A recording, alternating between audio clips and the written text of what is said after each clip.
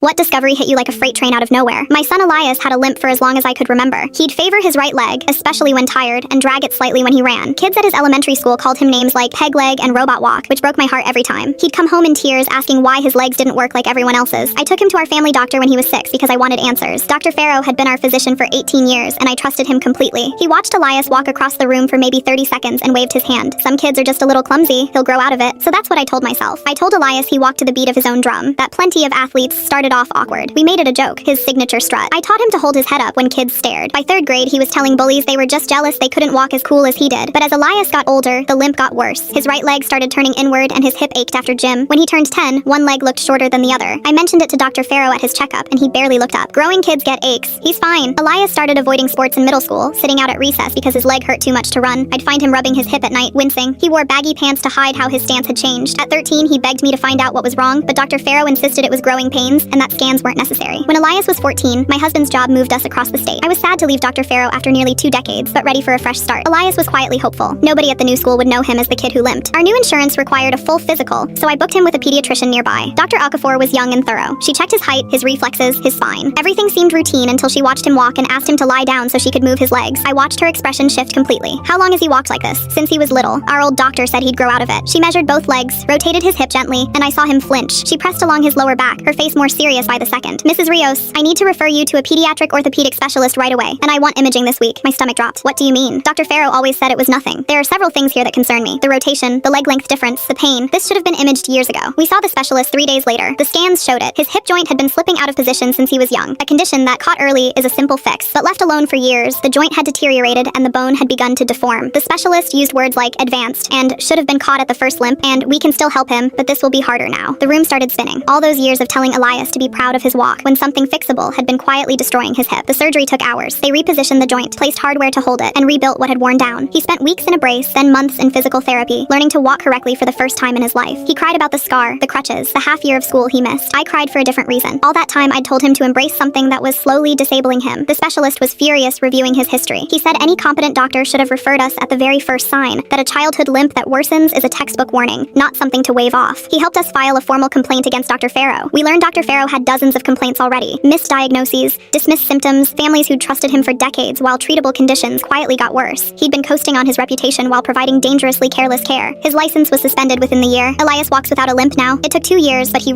actually runs, for the first time in his life. He joined the track team last spring. He's not fast, and he doesn't care. Sometimes I catch him just walking across a room, steady and even, and I have to look away so he doesn't see me tear up. I'll never forgive myself for teaching him to be proud of the thing that was hurting him, but I'll spend the rest of my life grateful for the doctor who looked twice.